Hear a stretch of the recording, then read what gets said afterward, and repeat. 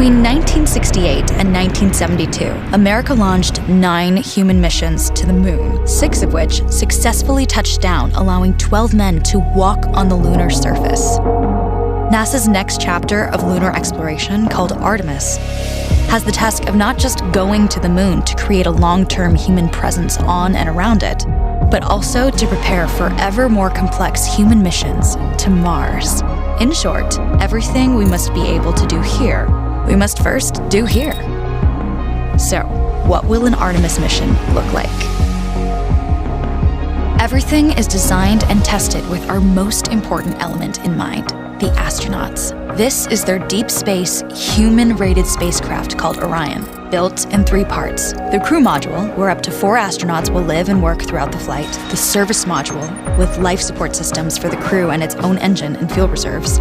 And a launch abort system, with engines capable of pulling the crew module to safety during launch should anything go wrong.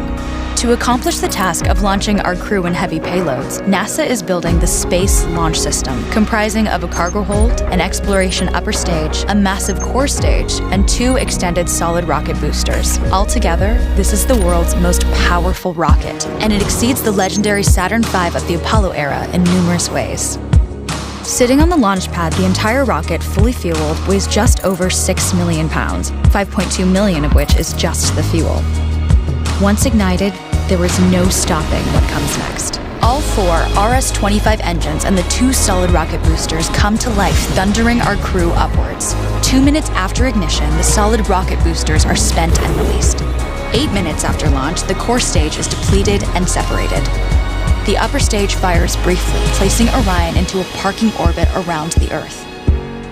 Here, the crew reconfigure the spacecraft and check systems to confirm everything is ready for deep space travel. With a go from mission control, the crew reignite the exploration upper stage engines to leave Earth entirely. The exact timing of this maneuver is critical to reach a speed that can escape Earth's gravitational pull, but also put Orion on a course that will intersect the moon days later. Once this burn is complete, the upper stage of the SLS is jettisoned and the crew aboard Orion coast for several days toward all that awaits them at the moon. Approaching the moon, we see the fundamental differences between Artemis and Apollo. Instead of requiring Orion to serve as an expendable lunar command module or to carry a constrained lunar lander, the Artemis missions will take advantage of a different approach: pre-staging. Everything needed for lunar missions will be positioned in advance by commercial and international partners. This includes rovers, science experiments, and human-rated systems on the surface. But it also includes a dedicated lunar station in orbit around the moon called Gateway. Here at this station, we can pre-stage a robust lunar lander and establish a strong communications relay. Designed with open standards, the Gateway can be expanded as new missions and partnerships develop, allowing multiple human missions on the moon at the same time and enabling ongoing science to be conducted even between human missions. The Gateway is also capable of adjusting its orbit to allow access to every part of the moon, something the Apollo missions could not do. But the real key in this approach is placing Gateway in a unique halo orbit to perfect the maneuvers needed for Mars missions. And with the growing list of commercial and international opportunities, Gateway is the ideal hub between Earth and all that lies beyond. Returning to our crew as they approach Gateway, the Orion must match the elliptical orbit of the station in order to successfully dock.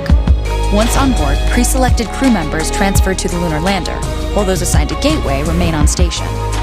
The lunar lander system itself is built for 3 unique steps: descending from the halo orbit of Gateway down to a low lunar orbit, descending from low lunar orbit to the surface, and once the lunar mission is complete, launching from the surface of the moon and ascending all the way back to the orbiting Gateway.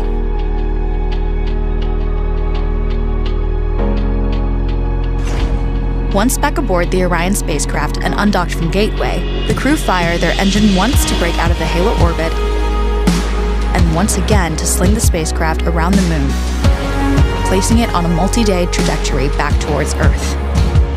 As they near the end of this journey, the service module is released, and the crew module is oriented heat shield first. Entering Earth's atmosphere at 25,000 miles per hour, the friction of air slows Orion considerably, while also subjecting it to temperatures of 5,000 degrees. With the Orion now at just 300 miles per hour, a series of parachutes uniquely tested and produced for this moment deploy, decelerating the craft to just 20 miles per hour for splashdown.